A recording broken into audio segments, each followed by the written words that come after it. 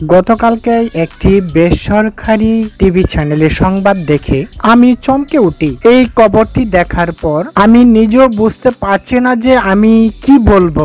খবরটিতে বলা হয়েছে যে সাবেক প্রধানমন্ত্রী নিজের মুখেই বলেছেন, আমি তো বর্ডারের পাশে আছি, আমি যে কোনো সময় বাংলাদেশে চলে আসব। উনি বলেছেন আমি এখনো পদত্যাগ করিনি, আমি এখনো পদত্যাগপত্র জমা দেয়নি, আমি এখনো বাংলাদেশের প্রধানমন্ত্রী আছি।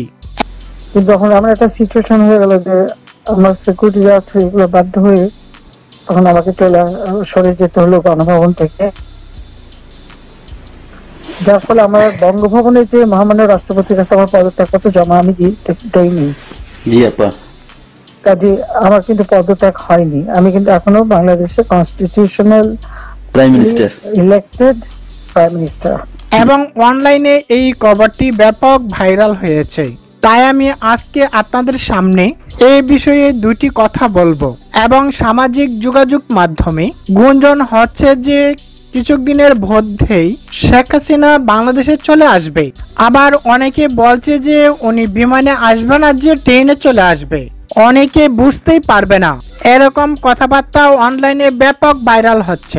আচ্ছা বলুন, এটা কি কোনো কথা হলো? ওনার বিরুদ্ধে শত শত মামলা হচ্ছে।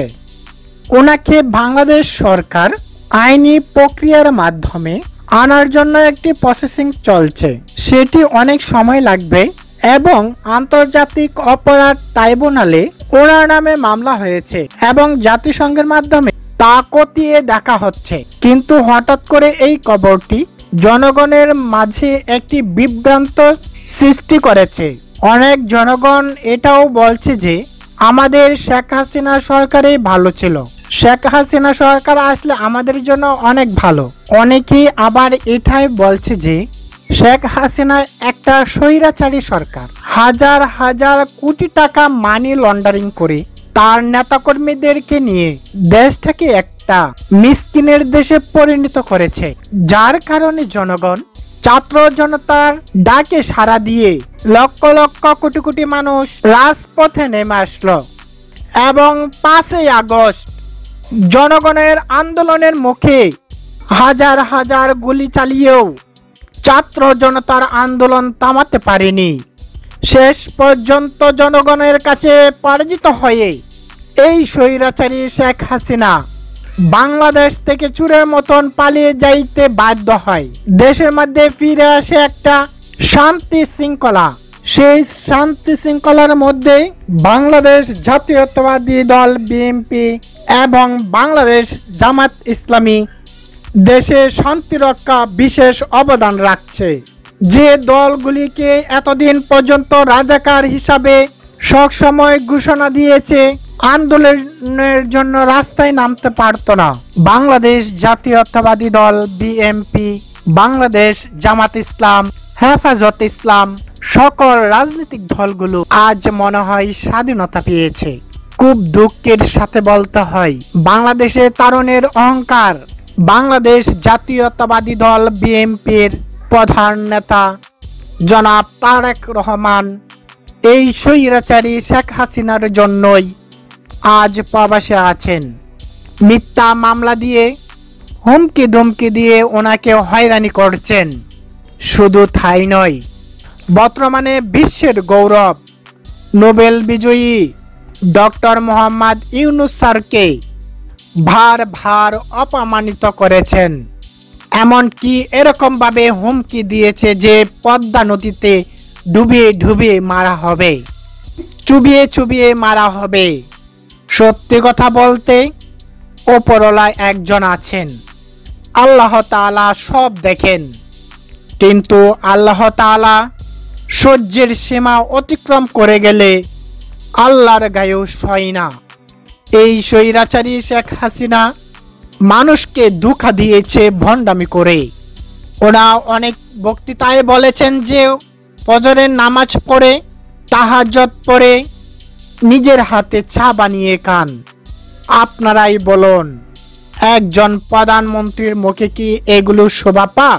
উনি ভার জনগণকে ধোঁকা দিয়েছে, ওনার সাথে সাথে ভণ্ডামি করেছে, ওনার উপদেষ্টা সালমান এফ রহমান এমন বন্ডামি করেছে যে নবীর সুন্নতধারী যে ধারীগুলিও খামিয়েছে। এই জীবন রাখাচ্ছি, মরে যাও সর্বোচ্চ উত্তম। আপনারাই বলুন প্রিয় দেশবাসী, এখন আপনারাই সিদ্ধান্ত নেবেন। এই স্বৈরাচারী শেখ হাসিনা চুরি করে যদি ট্রেনে বাংলাদেশে এসে নামে, তাহলে আপনারা কি সিদ্ধান্ত নেবেন? প্রিয় দেশবাসী, গতকালকে বিএনপির সমাবেশে এক বক্তা বলেছেন, বিএনপির সকল নেতাকর্মীরা 17 বছরের ব্যবহৃত জুতাগুলো সবাই জমিয়ে রেখেছেন, আর তখন তা উপযুক্ত ব্যবহার করা হবে এবং জনগণ সে আশায় আছে। প্রিয় দেশবাসী, আপনাদের কাছে আমি জানতে চাই, আমি কি আমার আলোচনা এভাবে চালিয়ে যাব? যদি আপনারা আমাকে সাপোর্ট করেন, আমি প্রতিদিনই আপনাদের জন্য সর্বশেষ খবরগুলো বিশ্লেষণ করব। প্রিয় দেশবাসী, বাংলাদেশ সরকারের প্রধান উপদেষ্টা গতকালকে এক যুগান্তকারী সিদ্ধান্ত নিয়েছে। বাংলাদেশের গর্ব, বাংলাদেশের অহংকার, শুধু বাংলাদেশ নয়, সারা বিশ্বের অহংকার। আমাদের প্রিয় বাংলাদেশ সেনাবাহিনীকে ম্যাজিস্ট্রেসির দায়িত্ব দিয়েছে।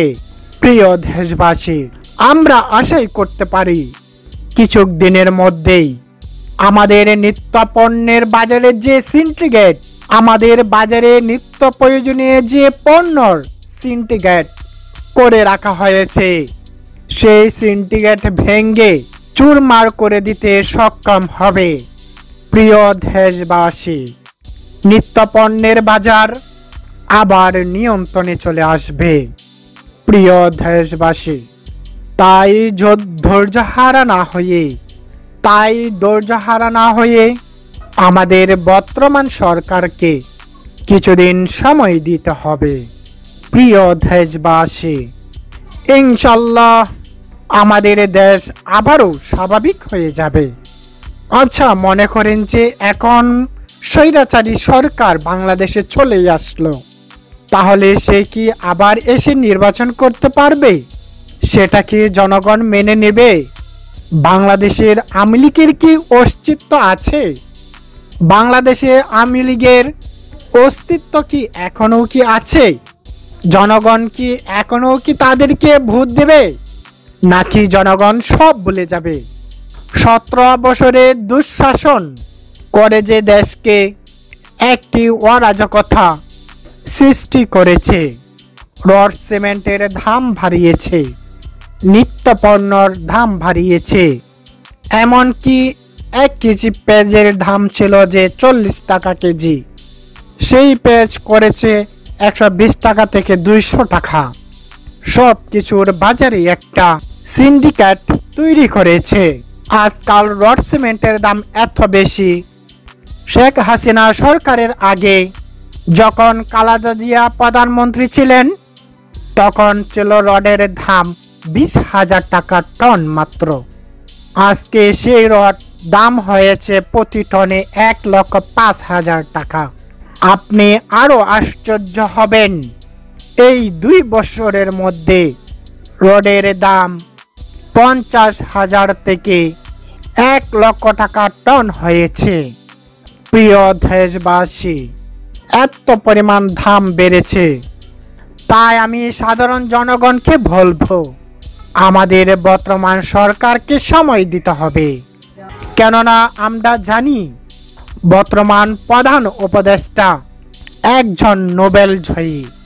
নোবেল পুরস্কার তো যাকে তাকে দেওয়া হয় না, নাকি এটা টাকা দিয়ে কিনতে পাওয়া যায়, সেটি কোনোদিনই সম্ভব না। ওনার যোগ্যতার বলেই উনি নোবেল পুরস্কার পেয়েছেন, তার মানে ওনার বিশাল যোগ্যতা রয়েছে। কিন্তু তারপরেও অনেকে চিন্তা করেন 1 মাসও কেন বাজার দাম কমছে না, কিন্তু সেটি কোনোদিনও সম্ভব না। 17 বছরের দুঃশাসন, দুর্নীতি, ঘুষ বাণিজ্য, মানি লন্ডারিং, চাঁদাবাজি, সন্ত্রাসবাজি এক মাসে কি বদলে দেওয়া সম্ভব? এটা কোনো ম্যাজিক নয়। তাই দেশবাসীকে কিছুদিন ধৈর্য ধরার জন্য, কিছুদিন সময় দেওয়ার জন্য বিশেষভাবে অনুরোধ করা হচ্ছে এবং সকলের সহযোগিতা চাওয়া হচ্ছে। প্রিয় দেশবাসী, এই ছিল আজকের আমার আলোচনা। আপনার একটি মূল্যবান মতামত অবশ্যই কমেন্টের মাধ্যমে জানাবেন। সকলকেই ধন্যবাদ। আসসালামু আলাইকুম ওয়া রাহমাতুল্লাহি ওয়া বারাকাতুহু।